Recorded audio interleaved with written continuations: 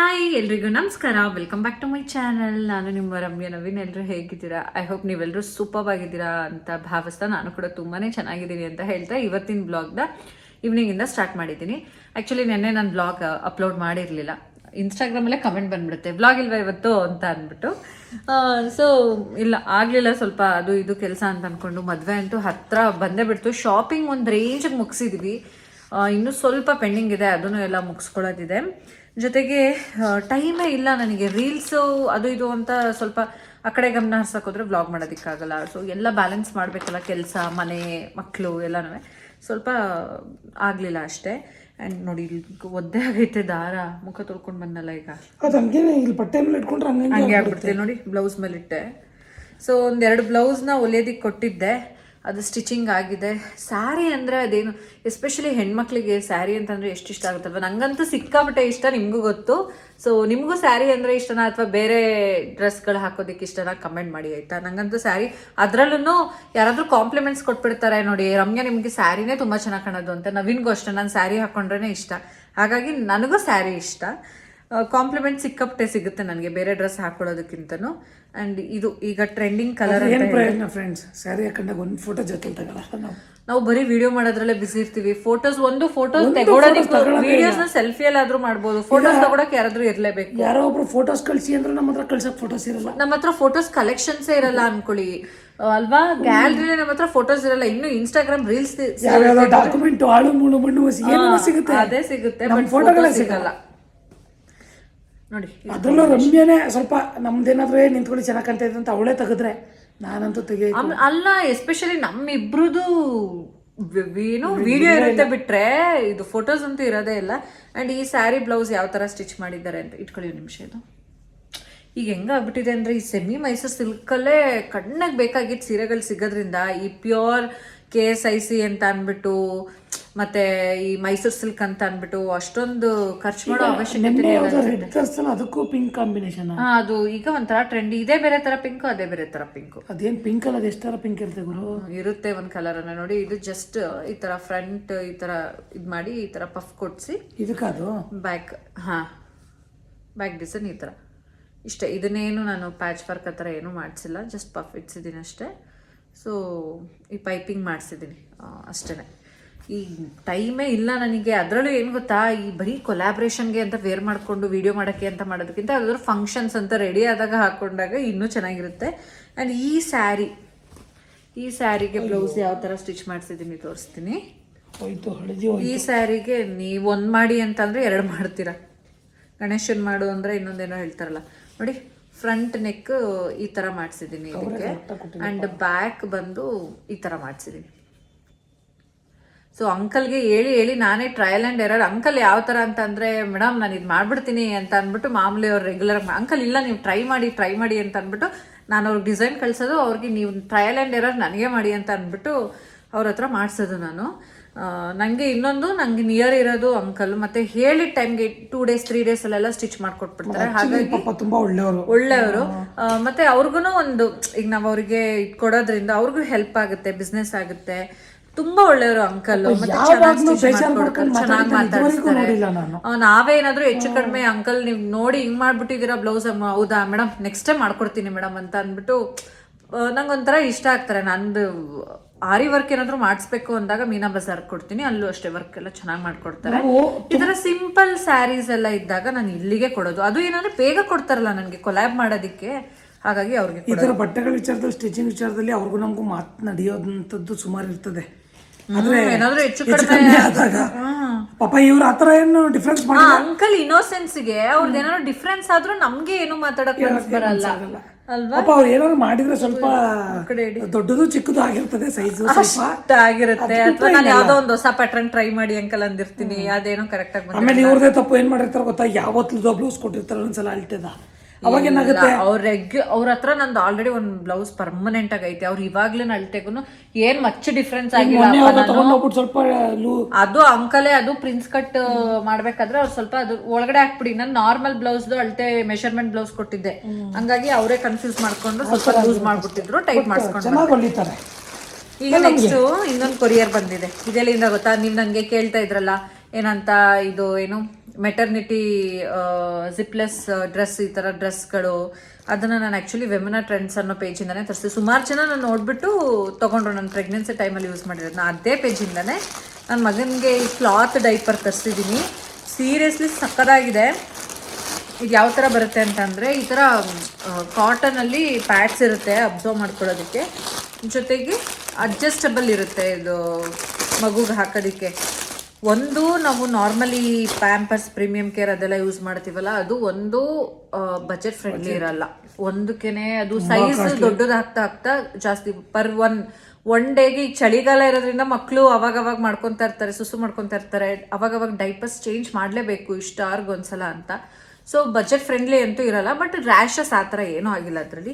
ನನಗೆ ಇದು ಗೊತ್ತಾದ್ಮೇಲೆ ಅವರು ಹೇಳಿದ್ರು, ಮೇಡಮ್ ನೋಡಿ ಇದನ್ನ ಒಂದ್ಸಲ ಯೂಸ್ ಮಾಡಿ ನೋಡಿ, ನಾನು ನಿಮ್ಗೊಂದು ಸ್ಯಾಂಪಲ್ ಕಳಿಸ್ತೀನಿ ಅಂತ ಒಂದು ಕಳಿಸಿದ್ರು. ಆ್ಯಂಡ್ ನಾನು ಯೂಸ್ ಮಾಡಿದ್ವಿ ನಮ್ಮ ಆರ್ಯನ್ಗೆ. ಅದು ತುಂಬ ಒಂದು ಸ್ವಲ್ಪ ಹೊತ್ತು ಚೆನ್ನಾಗಿ ಅಬ್ಸರ್ವ್ ಮಾಡ್ಕೊಳ್ಳುತ್ತೆ. ನೈಟ್ ಟೈಮು ಅಷ್ಟೇ ಚೆನ್ನಾಗಿ, ಮಕ್ಳಿಗೂ ಕಂಫರ್ಟಬಲ್ ಆಗಿರ್ತಾರಲ್ಲ ಬಟ್ಟೆ ಯೂಸ್ ಮಾಡೋದ್ರಿಂದ, ಅವ್ರಿಗೆ ಅನ್ಕಂಫರ್ಟಬಲ್ ಆಗೋದು. ಮತ್ತು ಇದೆಲ್ಲ ಎಷ್ಟು ಸಾಫ್ಟ್ ಇದೆ ಅಂತ ಅಂದರೆ ಆರಾಮಾಗಿರ್ತಾರೆ ಅವರು. ಹಾಗಾಗಿ ನಾನು ಓಕೆ ಅಂತ ಅಂದ್ಬಿಟ್ಟು ನಂಗೆ ಇಷ್ಟ ಆಯಿತು ತರಿಸಿ ಅಂತ ಅಂದ್ಬಿಟ್ಟು ನೋಡಿ, ಇದು ಇಷ್ಟು ಲಾರ್ಜ್ ಇರುತ್ತೆ. ಹಾಗಾಗಿ ಅದು ನೀಟಾಗಿ ಅಬ್ಸರ್ವ್ ಮಾಡ್ಕೊಳ್ಳುತ್ತೆ. ಎಷ್ಟು ಸಾಫ್ಟ್ ಇದೆ ಗೊತ್ತಾ ಇದು. ಅದನ್ನು ಹಾಕ್ಬಿಟ್ಟು ಮಕ್ಳಿಗೆ ಯೂಸ್ ಮಾಡೋದ್ರಿಂದ ಮಕ್ಕಳು ಕೂಡ ತುಂಬ ಕಂಫರ್ಟಬಲ್ ಆಗಿ ಫೀಲ್ ಮಾಡ್ತಾರೆ. ಮತ್ತು ಇಲ್ಲಿ ಬಟನ್ಸ್ ಇರುತ್ತೆ, ಇದು ಅಡ್ಜಸ್ಟಬಲ್ ಆಗಿರುತ್ತೆ. ಆ್ಯಂಡ್ ಇದನ್ನ ಈ ಥರ ಹಾಕಿ ಮಕ್ಕಳಿಗೆ ಹಾಕೋದ್ರಿಂದ ಇಲ್ಲಿ ಬಟನ್ಸ್ ಇರುತ್ತೆ, ಅವ್ರ ಸೈಜ್ ಮೇಲೆ ನಾವು ಅಡ್ಜಸ್ಟ್ ಮಾಡ್ಕೊಬೋದು. ಕ್ಲಾತ್ ಡೈಪರ್ ಈ ಥರ ತಗೋಬಿಟ್ರೆ ನಿಜ ಬೆಸ್ಟ್. ಅಂದರೆ ಏನಂದರೆ ಇದು ವಾಷಬಲ್ ಇದು, ಮತ್ತೆ ಡ್ರೈ ಆಗೋದಕ್ಕೆ ಸ್ವಲ್ಪ ಸಮಯ ತಗೋಬಹುದು, ಆದ್ರೆ ರೀಯೂಸಬಲ್ ಅಲ್ವಾ. ಒಂದಷ್ಟು ದಿನ ಆರಾಮ್ಸೆ ಯೂಸ್ ಮಾಡ್ಬೋದು ವಾಶ್ ಮಾಡಿ. ಡೈಪರ್ ದುಡಿಯುತ್ತೆ, ರ್ಯಾಷಸ್ ಆಗ ತಪ್ಪುತ್ತೆ. ಸೈಜ್ ದೊಡ್ಡದಾಗ್ತಾ ಆಗ್ತಾ ಮಕ್ಳು ಬೆಳವಣಿಗೆ ಅವ್ರ ತೂಕದ ಮೇಲೆ ನಾವು ಸೈಜ್ನ ಚೇಂಜ್ ಮಾಡ್ಕೊಂಡು ಹೋಗ್ಬೇಕಾಗುತ್ತೆ. ಒಂದ್ ಡೈಪರ್ಗೆಲ್ಲ ಆ ಥರ ಎಲ್ಲ ಆಗುತ್ತೆ. ಮತ್ತೆ ಇದು ಬಜೆಟ್ ಫ್ರೆಂಡ್ಲಿ ಎಲ್ಲ ಅಪ್ಪ ಮುಂದಿರ್ದು ಇದೆ ಬರ ಸುಮ್ಮನೆ. ಕೆಲವ್ರು ಏನಂತಂದ್ರೆ ಆಗೆಲ್ಲ ಇತ್ತು ಮುಂಚೆ ಡೈಪರ್ಸ್ ಎಲ್ಲ ಯೂಸೇ ಮಾಡ್ತಾ ಇರ್ಲಿಲ್ಲ, ಹಾಗೆ ಮೇಂಟೈನ್ ಮಾಡ್ತಿದ್ರು. ಬಟ್ ಇವತ್ತಿನ ಪರಿಸ್ಥಿತಿಲಿ ಅಪ್ಪ ಅಮ್ಮ ವರ್ಕಿಂಗ್ ಇರ್ತಾರೆ, ಮತ್ತೆ ಅವಾಗೆಲ್ಲ ಒಂದು ಕೂಡು ಕುಟುಂಬ ಅನ್ನೋದಿತ್ತು, ಅವ್ರಿವ್ರು ನೋಡ್ಕೊಂತ ಇದ್ರು. ಈಗೆಲ್ಲ ಜನರೇಷನ್ ಬದಲಾಗಿದೆ, ಇವಾಗ ಹಂಗೆಲ್ಲ ಆಗಲ್ಲ.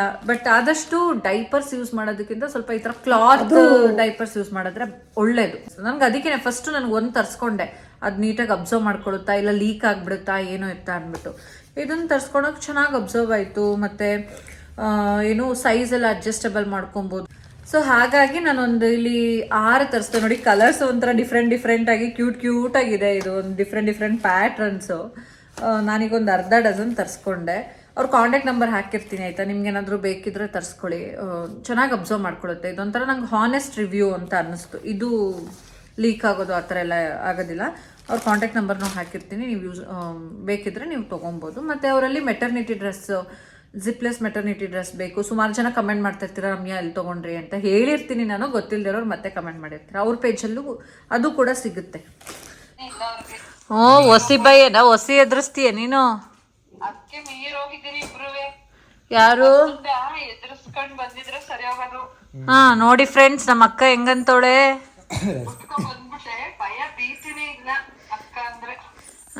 ಭಯ ಭೀತಿ ಅಂತೆ. ಹೊಸಿ ಎದುರ್ಕತಿವ ನಿನ್ಗೆ? ನೀನು ಅಂದ್ರೇನೆ ಭಯ ಅಂದ್ರೇನೆ ನೀನು.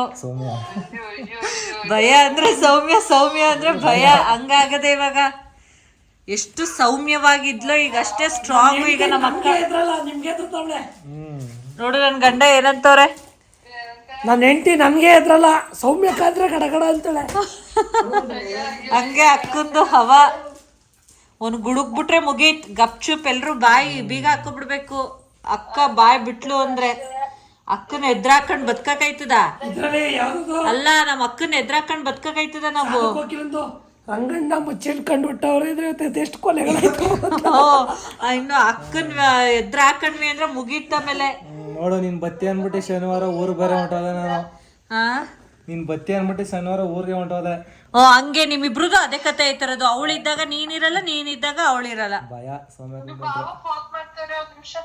ಬರೀ ಹಿಂಗೆ ಇವಳು ಫೋನ್ ಎತ್ತಲ್ಲ ಅಂತ ಬೈತಾಳೆ. ಇರೇ ನಿಮ್ ಭಾವ ಮಾಡ್ತಾರೆ. ಹಂಗೆ ಗಂಡ ಫೋನ್ ಮಾಡಿದ್ರೆ ಕಟ್ ಮಾಡ್ತಾಳೆ ನೋಡಿ. ಕಟ್ಟೆ ಮಾಡ್ಬಿಟ್ಲು. ಬಂಟೋ ಬಂಟೋ ಬಂಟೋ ಏನು ನಮ್ಮನೆ ಏನು ಬಂಟು ಏ ಬಂಟು ಫ್ರೆಂಡ್ಸ್ ಬಂಟು ಅಂದ್ರೆ ಆ ಅಂತಾನೆ, ನಾವು ಕಿರ್ಚಿದ್ರೆ ಅವನು ಬಂಟು ಆ ಅಯ್ಯೋ ಮಗನೇ ಬಾ ಇಲ್ಲಿ, ಬಾ ಕಂದ ಇಲ್ಲಿ ಬಾ, ಕೊಡು ಮಮ್ಮಿ ಕೊಡು, ಬಾ ಬಾ ಬಾ ಬಾ ಮಾಡಿದ್ಲು ಮತ್ತೆ ನಮ್ಮ ಅಕ್ಕ ಫೋನ್. ಬಂಟು ಹಾ ಫೋನ್ ಬಂದ ತಕ್ಷಣ ಕೊಡು ಅನ್ಕೊಂಡು ಹೆಂಗ್ ಬರ್ತಾವ್ ನೋಡು. ಏ ಬಿಡೋ ಕೊಡಲ್ಲ ಫೋನ್ನ. ಹಲೋ ಮಮ್ಮಿ ಕಾಫಿ ಮಾಡ್ಕೊ ಬಂದ್ರು. ಯಾವ್ದು ಇದಾ? ಓ ಇವನ್ ಬೇರೆ ಬಂದವನೆ ಹತ್ರ. ಆರ್ಯ ಆರ್ಯ ಆರ್ಯ ಫೋನ್ ಎತ್ಕತಾನೆ.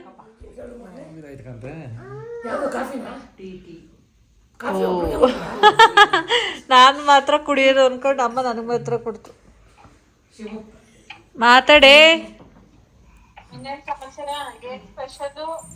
ಅಯ್ಯೋ ಮಗ್ನೆ ಆ ಫೋನ್ ಮೊದಲೇ ಅದು ಡಿಸ್ಪ್ಲೇ ಐತೈತೆ ಇಡು ಸುಮ್ಮನೆ. ಏನು ಸ್ಪೆಷಲ್ ಇವತ್ತೇನು ನಾನ್ ವೆಜ್ ಏನು ತಿನ್ನಂಗಿಲ್ವಲ್ಲ.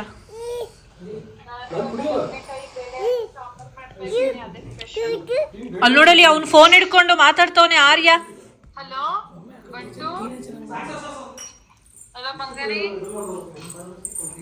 ನನ್ಗಿವತ್ತು ಒಳ್ಳೆ ಊಟ ತಿನ್ಬೇಕನ್ಸ್ತೈತೆ. ಆರ್ಯ ಅಥರ್ವ ಎದೇಳು. ಊರೇನ್ ಟೀ ಇಷ್ಟೊಂದಾಯ್ತು ಅನ್ಕೊಂಡು. ಏ ಆರ್ಯ ಡೋಂಟ್ ಟಚ್. ಆರ್ಯ ಇಲ್ಲಿ ಆರ್ಯ ಆರ್ಯ ಇಲ್ಲಿ ನಂಗೆ ಕೊಡಪ್ಪ.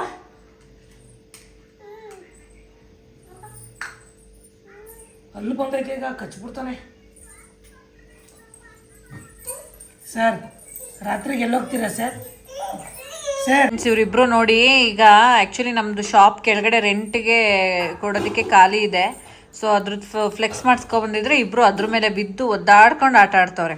ಆರ್ಯ ಇವನು ಎತ್ತಬೇಕು ಅದನ್ನ, ಇವನು ಮಲ್ಕೊಬಿಡ್ತವನೆ. ಎದೇಳು ಅಥರ್ವ. ನೋಡಲ್ಲಿ ಇವನು ಏನ್ ಮಾಡ್ಲಾ ಅಂತ ನೋಡ್ತಾನೆ. ಅಣ್ಣ ಯಾಕೆ ಹಿಂಗ್ ಬಂದ್ ಮಲ್ಕೊಂಡವನೆ, ನಾನು ಎತ್ತಬೇಕು. ಏ ಇವಂತೆ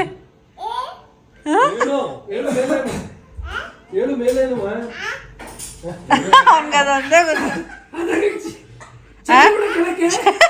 ಚಡ್ಡಿ ಅವನು ಎದ್ದೇಳು ಅಥರ್ವ, ಅವನು ಎತ್ತತಾನ ನೋಡೋಣ.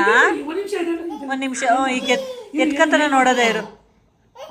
ಅವ್ನು ಹಿಂಗೇನೋ ಹೇಳ್ತವನೆ. ಹಾ ಎತ್ಕೋ ಆರ್ಯ. ಅರೆ ಎತ್ಕೋ ಅದನ್ನ ತಗೋಬಾ ತಗೋಬಾ.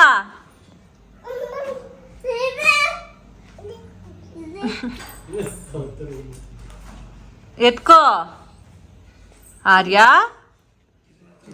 ಅಥರ್ವ ಹಿಂದೆ ಬಾ. ಹಾಗೆ ಫ್ರೆಂಡ್ಸ್ ಏನಾದರೂ ನಾನ್ ವೆಜ್ ಆ ಥರ ತಿನ್ಬೇಕನ್ನಿಸ್ತಾ ಇತ್ತು. ಎಗ್ ಏನೂ ತಿನ್ನೋ ಆಗಿಲ್ಲ ಅಂತ ಅಂದ್ಕೊಂಡು ಅದು ಬಸ್ಸಾರು ಇತ್ತು ನೆನ್ನೆದು. ಅದೇ ಬಸ್ಸಾಂಬಾರಿಗೆ ರೈಸ್ ಮಾಡಿದ್ರು ಅಮ್ಮ. ತಿನ್ನೋಕ್ಕಾಗದೇ ಇದ್ರು ಇನ್ನೇನು ಮಾಡೋದಕ್ಕಾಗಲ್ಲ ಅಂದ್ಕೊಂಡು ತಿಂದ್ವಿ. ಬಟ್ ನಾನು ಸ್ವಲ್ಪನೇ ತಿಂದಿದ್ದು, ಆ ಥರವಂಗೆ ಸ್ವಲ್ಪ ತಿನ್ನಿಸ್ದೆ. ಅದಾದಮೇಲೆ ನಾವು ನಮ್ಮನೆಗೆ ಬಂದಾದಮೇಲೆ ಇಲ್ಲಿ ಮಕ್ಕಳು ಆಟ ಆಡ್ತಾಯಿದ್ರು. ಅಷ್ಟರಲ್ಲಿ ಆ ಗ್ಯಾಪಲ್ಲಿ ಏನು ಮಾಡಿದ್ವಿ ಅಂದರೆ ಸ್ಯಾಂಡ್ವಿಚ್ ಬುಕ್ ಮಾಡ್ಕೊಳ್ಳೋಣ, ಪನ್ನೀರ್ ಸ್ಯಾಂಡ್ವಿಚ್ ಬುಕ್ ಮಾಡ್ಕೊಳ್ಳೋಣ ಪೋಲಾರ್ ಬೇರಿಂದ ಅಂತ ಅಂದ್ಬಿಟ್ಟು ಬುಕ್ ಮಾಡಿದೆ. ನೋಡಿ ಇವನು ಅವನ ಮೇಲೆ ನಿಂತ್ಕೊಂಡು ಇಬ್ಬರು ಆಟಾಡ್ತಾಯಿದ್ರು. ಅಷ್ಟರಲ್ಲಿ ಸ್ಯಾಂಡ್ವಿಚ್ ಕೂಡ ಬಂತು. ಸೊ ಓಪನ್ ಮಾಡೋಣ ಅಂತ ಮಾಡ್ತಾಯಿದ್ದೀನಿ. ಊಟದ ವಿಷಯದಲ್ಲಿ ಕೆಲವು ಟೈಮಲ್ಲಿ ನಾನು ಒಂಥರ ಚೂಸಿ, ಅಂದರೆ ನಂಗೆ ಒಂಥರ ಪರ್ಫೆಕ್ಟಾಗಿ ಹೊಟ್ಟೆ ತುಂಬಬೇಕು, ಸ್ಯಾಟಿಸ್ಫೈ ಆಗಬೇಕು, ಇಲ್ಲಾಂದರೆ ಮಲ್ಕೊಂಡ್ರೆ ನಿದ್ರೆನೇ ಬರ್ತಿರಲ್ಲ. ಹಾಗಾಗಿ ನಾನು ಏನಾದರೂ ಸ್ವಲ್ಪ ತಿನ್ಬಿಡೋಣ ಅಂತ ಅಂದ್ಬಿಟ್ಟು ಸ್ಯಾಂಡ್ವಿಚ್ನ ಬುಕ್ ಮಾಡ್ಕೊಂಡಿದ್ದೆ. ಸ್ಯಾಂಡ್ವಿಚ್ ಕೂಡ ಬಂತು. ಆ್ಯಂಡ್ ನಾನು ಅಥರ್ವ ನವೀನೆಲ್ಲ ಊಟ ಮಾಡಿದ್ದೀನಿ ಅಂದರು. ಸೊ ಫ್ರೆಂಡ್ಸ್ ಇದಾಗಿತ್ತು ಇವತ್ತಿನ ವ್ಲಾಗ್. ಮತ್ತೆ ನೆಕ್ಸ್ಟ್ ವ್ಲಾಗಲ್ಲೇ ಸಿಗ್ತೀನಿ.